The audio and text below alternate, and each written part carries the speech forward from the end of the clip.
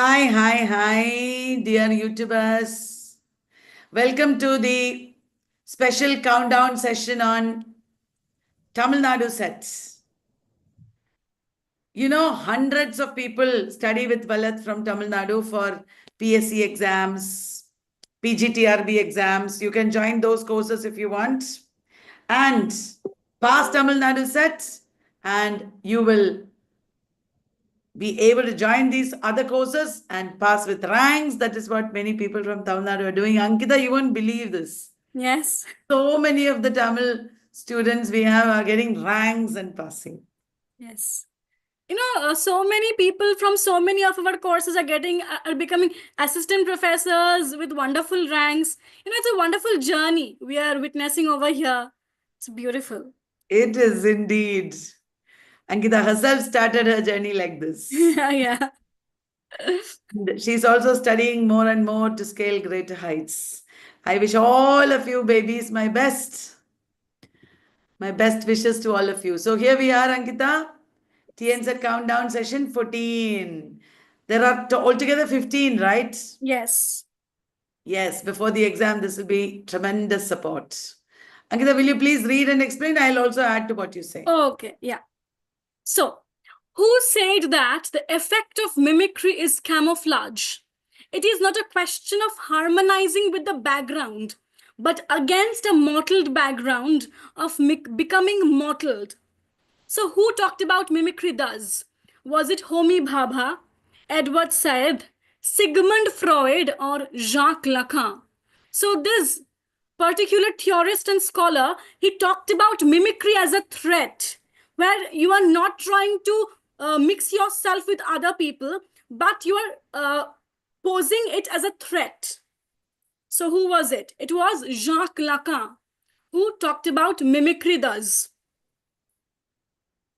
I'm sure many people would see mimicry and think it is Homi Baba. Ankita, you deliberately put Homi Baba to Yes. confuse them. Yeah, indeed, Homi Baba talked about mimicry. He talked about ambivalence. And what are the other concepts of Homi Baba? Hybridity. Hybridity, correct. And that is in the post-colonial context. Jacques Lacan, what are the important concepts of Jacques Lacan? He talked about the mirror stage. He talked about the semiotic, the symbolic, real, imaginary, symbolic. That is the three stages of the human mind that Lacan talked about.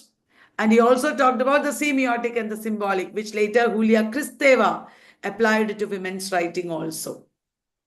Jacques Lacan has written one book called Ecrits, Ecrits. That is the only book that he was published in his lifetime. Other than that, he wrote a lot of essays only. Lacan was called the French Freud, right? Yes. He reinterpreted Freud. While Freud talked about the iceberg principle of the human mind, Lacan talked about real, imaginary, and symbolic. Imaginary begins with the mirror stage. Real is a time of need, and imaginary is the time of demand. Symbolic is the time of desire. That is what he said. What are the major concepts and books written by Edward Said and Edward Said, the post-colonial critic? Obviously, all of you know Orientalism, 1978, and also Culture and Imperialism of 1993, which is like a sequel to Orientalism. Edward Said also has written a book called Beginnings. He wrote On Late Style. Where was he from? He was from Palestine. And Said also talked about contrapuntal reading, the world, the text, and the critic. That's an important work by Said. Right? Can you add something more to it, Ankita, or shall we Also, move? yes, a very important concept propounded by Said was the idea of secular criticism. Often this question is asked that who has talked about the idea of secular criticism. So in this text, the world, the text, and the critique, he very specifically has dedicated a whole chapter to this idea of secular criticism. Do read up on this idea and this text. The world, the text, and the critique. That's right. That's a very important concept that Ankita has told us. Please look it up. Okay. Ankita, over to you. Who among the following has used wind as a trope in his poetry to spread the message of revolution and change through the poet prophet figure? Was it Wordsworth, Coleridge, Byron, or Shelley? This person has written an ode which is divided into 5 sections in 1819. Yes, it is Shelley who wrote Ode to the West Wind, and there he has used west wind as a trope that will bring about revolution and reform. A trope means a metaphor, a figure of speech. And here he is describing the west wind as destroyer as well as preserver, both sides of the west wind. And he emerges as a Shelleyan hero here. Shelley is emerging as a Shelleyan hero, the harbinger of revolution. Like the Byronic hero, Byron also had a Byronic hero. Byronic hero is a dark character who has been an outcast and he has suffered from the ostracization in the society. But Shelley developed the character of a tyrannical, strong man, like in The Triumph of Life by Shelley, The Mask of Anarchy by Shelley. These are all works where Shelley develops the character of a great heroic, prophetic hero.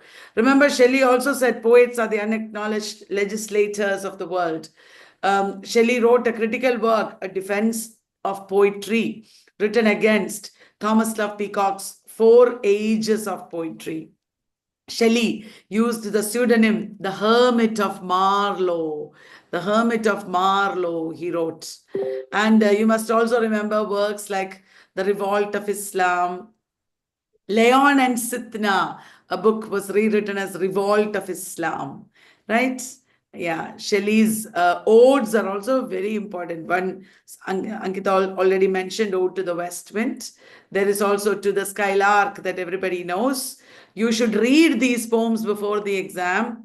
Take a look at it tonight itself. Look at the stanzaic pattern. Is it 5 lines in a stanza like in Ode to the West Wind? Sorry, like in Ode to the Skylark.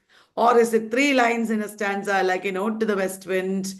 Like that, if you look at the poem, you will be able to get a lot of information that way. Please don't avoid it. Please read the original poems. Ankita, you. Now you have to choose the wrong statement. First, Marlowe was the first to achieve critical reputation for his use of blank verse, which became the standard for the era. Next, his plays are distinguished by their overreaching protagonists. Themes found within Marlowe's literary works have been noted as humanistic with realistic emotions.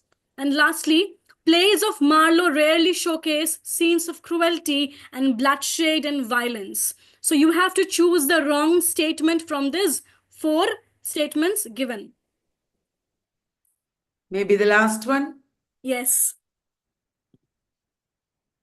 Plays of Marlowe do employ cruelty, bloodshed, and violence. For example, in Tamburlaine the Great, Marlowe's character, the Turkish emperor Bajazeth, is breaking his head on the bars of the cage and dying. So does his wife Zabina. In the same Tamburlaine the Great, second part, I think, he shows a carriage of driven by kings. There is such a lot of spectacle on stage in Marlowe. These are the elements of romantic tragedy.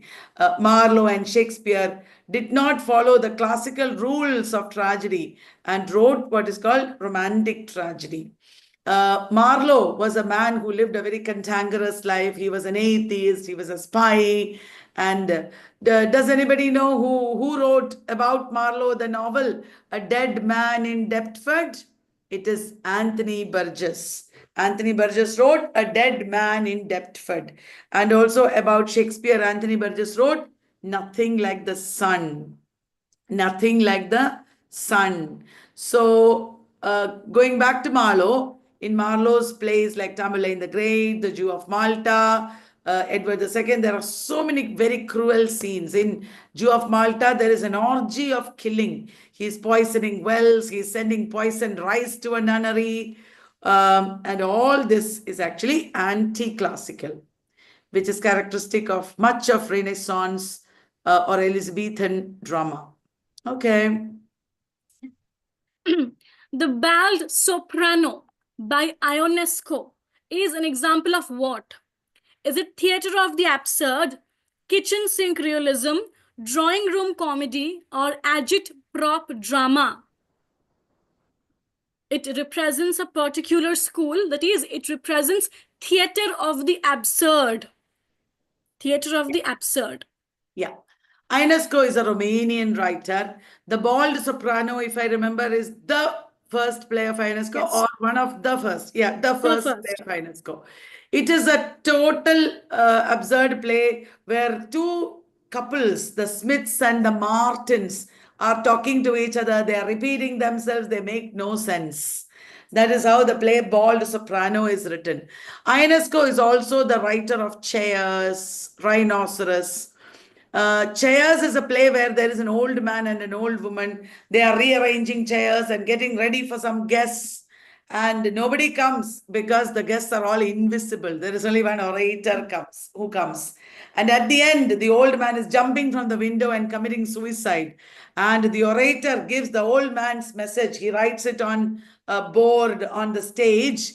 And the writing on the board is in the nay, in the num, NWNWNWV. I have memorized it. It is total nonsense. In the nay, in the num, NWNWNWE. This is what he writes. Total nonsense. So, this is a play that shows the total breakdown of language and communication. You can't make sense in this world. Absolutely, theater of the absurd it is. And Rhinoceros is a play that shows the character Berenger, Berenger, Berenger, and this is a play where everybody is turning into a rhinoceros. It shows how everybody just follows blindly what other people are doing, and there is no originality. You don't think about what you're doing, and these are some of the plays by Eugene Ionesco. He's a very important writer of the theater of the absurd. Kitchen sink realism derived from angry young man movement. Kitchen sink realism involves people like Arnold Wesker, John Osborne himself, Sheila Delaney. They showed the squalor and misery of working class life down to the kitchen sink. That is how they showed it. Drawing room comedy is the opposite of kitchen sink drama and angry young man movement. Drawing room comedy is upper class and very brilliant settings will be there. Examples of drawing room comedy writers are Noel Coward, Terence Rattigan, etc. Drawing room comedies were written by many people. They are the mainstream plays. Agit-prop drama is Marxist. It has a message to the people. It is called agitation propaganda drama. Waiting for Lefty by Clifford Odets is a famous agit-prop play. Am I boring, Ankita? Am I boring No, you? no. So much and blah, blah, blah, blah, I am saying, and people will be thinking, oh my God, we can't take it anymore. Actually, this will give them hints or the points of departure from where to study further. These options themselves are like points of departure for them, I guess. Yeah. Very good, yes. All right, the next question. Okay. So, which work among the following has been delivered under the similitude of a dream? Is it St. Augustine's Confessions, John Bunyan's The Pilgrim's Progress, Jonathan Swift's A Tale of a Tub, or Thomas Browne's Religio Medici? So, one of these works is a very conscious, not a conscious, it has been presented as a dream allegory. That is a very good question. This is a quotation from the work itself. I think it's Bunyan's Pilgrim's Progress. Yes. Delivered under the similitude of a dream. That is what it is said. It's a dream allegory. The protagonist, Christian, is going in search of celestial city, and all this is seen in a dream. Christian is going with a burden on his back, and he is warned by the evangelist. He understands that the city of destruction will be destroyed. So he is undertaking a journey alone at first. In between, he is joined by faithful, and faithful dies. He is joined by hopeful. And this journey involves a lot of hurdles, like he has to pass the Slough of Despond, the interpreter's house, delectable mountains, giant despair, and such monsters he meets. And in Vanity, the city of Vanity, there is an ongoing fair presided over by Lord Hategood, and he is losing faithful there. There is Apollyon, monster whom he meets there. So many such people, and finally he reaches the celestial city. Pilgrim's Progress also has a second part where Christian's wife, Christiana, is undertaking more or less the same journey. Great Heart and the maid Mercy are accompanying them. Bunyan's Pilgrim's Progress is an allegory of ideas, and there are also political or religious allegories like Absalom and Achitophel, Fairy Queen, etc. And allegory is a story where one story is told, but it is actually meaning another story. Right? Thank you. That is a good one. Uh-oh, Ankita. Yes. Speak about it.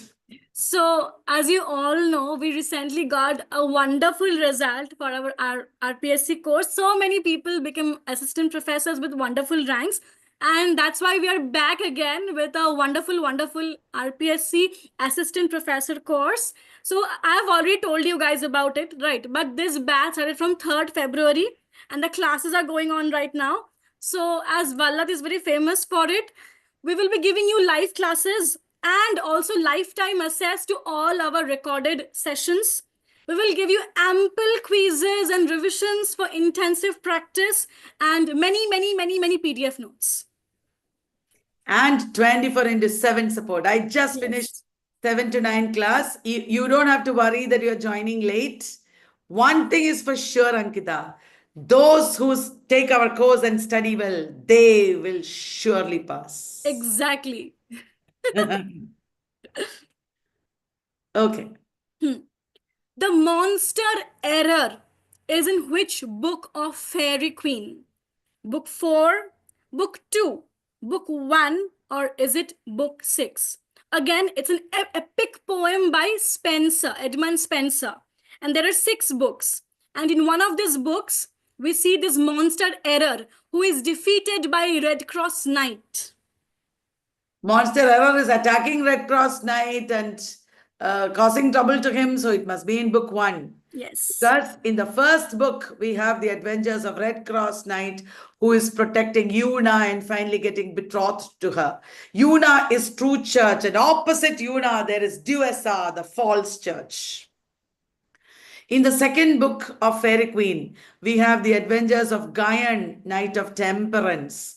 In the third book of Fairy Queen, we have Britomart, representing chastity. Britomart is a female warrior. In the fourth book of Fairy Queen, we have Triamond and Campbell, representing friendship. In the fifth book of Fairy Queen, we have Artigel, representing justice.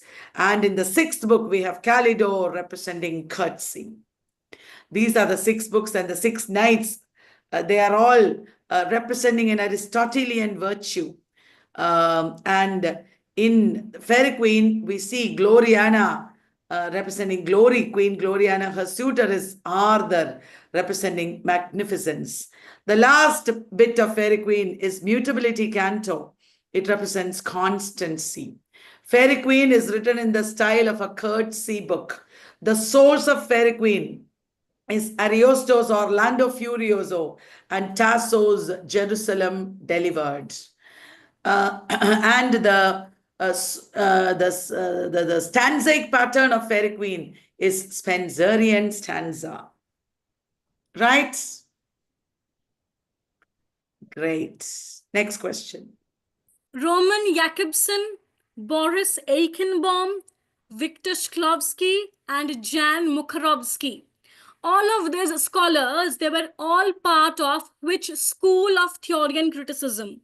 Was it Frankfurt School, Yale School, Chicago School, or Prague School? All of them belonged to Prague School, and the school was formed in 1926.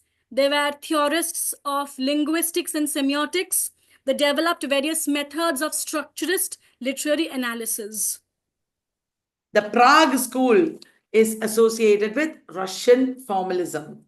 There is originally in Russian formalism a school called Opoyaz and also Moscow Linguistic Society.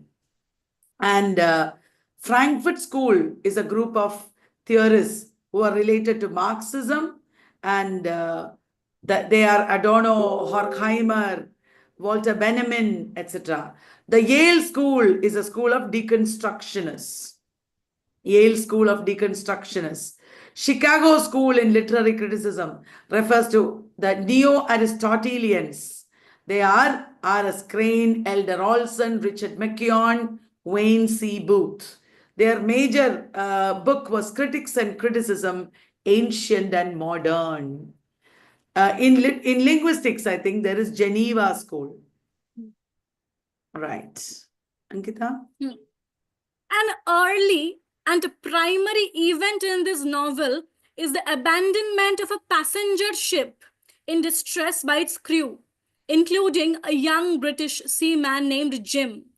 He is publicly censured for this action, and the novel follows his later attempts at coming to terms with himself and his past and seeking redemption and acceptance. So, who wrote this novel? Is it by H.G. Wells, Rudyard Kipling, Joseph Conrad, or E.M. Foster? So, it is novel Lord Jim, and it was written by Joseph Conrad. Joseph Conrad is an early 20th century writer in Britain. He was originally from Poland. His name was Joseph Korzeniowski, and he became a very important early modernist. Joseph Conrad's first novel was Almayer's Folly. Almayer's Folly. After that, the next major novel is Nigger of the Narcissus. Nigger of the Narcissus. It is based on Narcissus, a ship on which James Waite, a black man, is dying of tuberculosis. Heart of Darkness, as everybody knows, is his most famous novel. You should also read Heart of Darkness. There will be quotations and textual details from Heart of Darkness asked. It is a story told by an unnamed narrator who is telling the story of Marlowe traveling to the Congo, the interior of Congo, to meet Kurds. And Kurds dies saying the horror, as you all know. Then Lord Jim is the next novel. Lord Jim is the story of Jim abandoning his ship and going to a Patusan island where he comes to be called Tuan Jim or Lord Jim. He has also written many other novels like Nostromo. Nostromo is set in an imaginary Latin American country. Under Western Eyes is based on Crime and Punishment of Dostoevsky. And he has also written The Shadow Line, one novel. Then The Rover. Rover is a novel by Conrad, and it is also a play by Afra Ben. And there are many other works like that Joseph Conrad has written. He's a very important early 20th century writer. Yes. The Threnodiia Augustalis is a 517-lined occasional poem written by Dryden to commemorate the death of Dash in February 1685. So for whom was it written? Was it Thomas Shadwell, Charles II, William Davenant, or none of the above? Dryden was one of the most influential writers of Restoration. He lived from 1631 to 1700. He was always pro-monarchy, and he had written this occasional poem to commemorate the death of Charles II. Augustalis, Augustus means king. Threnodiia means elegy. So it is for the elegy for the death of a king, as obvious from the title itself. John Dryden was a Restoration period writer who lived in the time of Charles II. When Charles II came to power, John Dryden wrote Astrea Redux. The title means Justice Restored. He also wrote another poem addressing Charles II called To His Sacred Majesty. Just before Charles II came to power, however, he had written a poem about Charles's enemy, Cromwell, heroic stanzas on the death of Oliver Cromwell. So he wrote an elegy for Cromwell as well as for elegy for Cromwell's enemy, Charles, both. Now, Dryden's most famous works are the three satires, Astrea Redux, the Medal, Absalom and Achitophel, the Medal, and Macflecknoe. He wrote these against the Whigs, Shaftesbury, the Duke of Monmouth, and Shadwell. And Dryden himself was a Tory. Apart from these poems, Dryden has also written plays, starting from the Wild Gallant and the Indian Emperor. He has written one play called Aurangzeb, and also one on the story of Antony and Cleopatra called All for Love. Dryden has also written prose works and critical works. He was called the father of criticism by Johnson. His major critical works are of dramatic poesy, which is in the form of a dialogue between four characters, Crites, Eugenius, Lycidius, and Neander. And just before he died, he wrote Fables Ancient and Modern, which had a preface to the Fables. Preface to the Fables was published in 1700. Wow. Next. Okay. In Praise of Folly by Desiderius Erasmus attacks what? Malpractice in medicine, superstitions and religious corruption, gluttony and debauchery, or adultery. It is attacking something in very particular. It is attacking superstitions and religious corruption. Right. Folly means the mistakes made by man, and it takes the form of superstitions and religious corruption. Desiderius Erasmus was a Dutch scholar, and he was a humanist. He was called the Prince of the Humanists. He lived in the house of Thomas More when he wrote this. The Latin title, the original title, is Morae Encomium, based on punning on the name of Thomas More. And Erasmus traveled in England, and he took part in the religious changes that were happening at that time. He was interested in translating the Bible. He wanted to go back to the original Greek and Hebrew versions of the Bible, and he made a translation of the Bible himself. He's a very important writer of the Renaissance period. For the time being, a Christmas oratorio it's a long religious poem by Dash, written in 1941 and 42 and first published in 1944. So it was by Tom Gunn, W.H. Auden, Dylan Thomas, or Louis MacNeise. It is by W.H. Auden, one of the poets of the 1930s. He was a Marxist. And in this poem, it is a series of dramatic monologues spoken by various characters on Christmas. And it's a very long religious poem. Right. W.H. Auden, one of the 30s poets, along with Stephen Spender, Louis MacNeise, Christopher Isherwood, then Cecil Day Lewis, etc., was, as Ankita said, a partly Marxist poet, which is why he was called a pink poet. Auden was also a bisexual poet like all the others. All these people were associated with Oxford. And he also wrote industrial imagery, for which they were called pylon poets. Very important poems of W.H. Auden are prescribed in universities. The Unknown Citizen, Funeral Blues, September 1, 1939, In Memory of W.B. Yeats, etc. His longer poems include The Age of Anxiety, The Shield of Achilles, and also The Orators. He has also written verse plays along with Christopher Isherwood. W.H. Auden and Christopher Isherwood wrote verse plays. Because he emigrated to America and lived there, he got Pulitzer Prize for The Age of Anxiety. A Pulitzer Prize is given only to writers who live in America. So he got the Pulitzer Prize for The Age of Anxiety. Okay, Ankita. The Staple of News is an early Caroline era play. A satire by whom? Is it by Ben Jonson, Shakespeare, Thomas Nash, or John Marston? It is by Ben Jonson.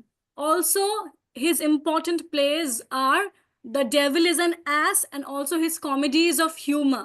But The Devil is an Ass has been asked many times, and so is The Staple of News.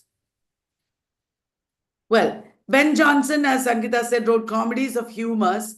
His most important plays are Volpone or The Fox, Epicene or The Silent Woman, Bartholomew Fair, and The Alchemist. These are very highly acclaimed plays, and they are very often prescribed in university syllabi. However, the later plays of Ben Jonson, like Staple of News and Devil is an Ass, are also important, but they are very controversial plays also.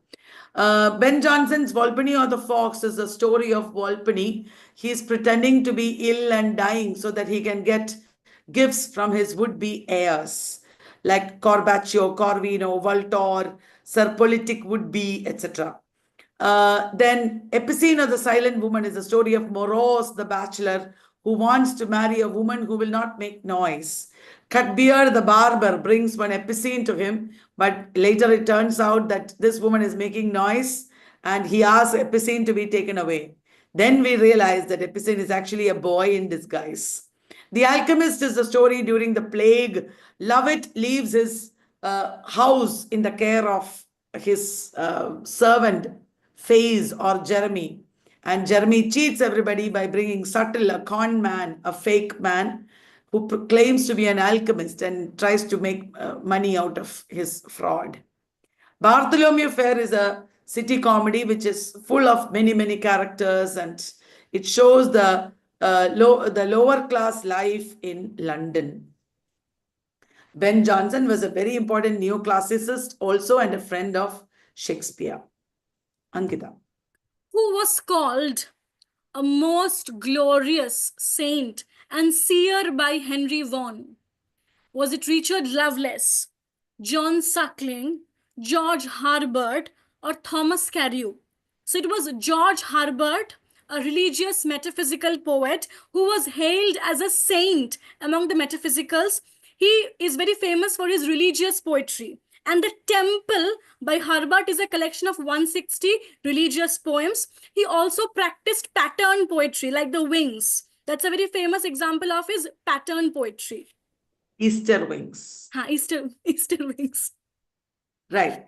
Lovelace, Suckling, and Carey were all cavalier poets. They will never be called saints or seers because they were full of sexual adventures and they wrote in a very physical manner. So Henry Vaughan, George Herbert, Richard Crashaw, and Thomas Traherne were the religious metaphysical poets. George Herbert's The Temple was not published in his lifetime. On his deathbed, he gave the manuscript to Nicholas Ferraz and said, if this will help somebody, please publish it, otherwise burn it. That is how The Temple was published. Richard Crashaw wrote Steps to the Temple because he was a disciple of Herbert. Henry Vaughan wrote important poems like The Waterfall, The Retreat, Silex, Scintillance, etc. Thomas Traherne wrote Centuries of Meditations. Once again, reminding you that our RPSC Assistant Professor course is going on. So is the JKPSC course. We also have a course for UK Polytechnic and Inter-College lecture exams. We have also started WBPSC course for Assistant Master and Assistant Mistress. There is also UPHESC course. If you're interested in any of these, you can start by preparing with us. We will give you lots of live lectures and revisions, topic-wise quizzes and model tests, and PDF notes and extensive support. We wish all of our students should pass with ranks, and our extensive help will really help you do that. The courses are not very expensive given the volume of information that you get. And also, all our lectures are given to you with lifetime access. You can pass many exams with it. It will be a great investment. And compared to all that you get, the courses are very less priced. So that brings us to the end of this discussion. Ankita and me have brought you a lot of important authors. We have discussed those authors with you. I hope you will join us tomorrow also at 9 o'clock for another discussion, and it will really help you score very high marks in the exam. Ankita, let us bring in a lot of diverse authors from all the spectrum, post colonial Indian, British, American, and also literary criticism and theory, some research methods also, so that our friends who are writing TN set and also Telangana set, that is also coming up. TN set will happen in 15 days or 14 days. So let us help them all, Ankita. Yes. Thank you, everybody. See you tomorrow. Bye bye. Bye.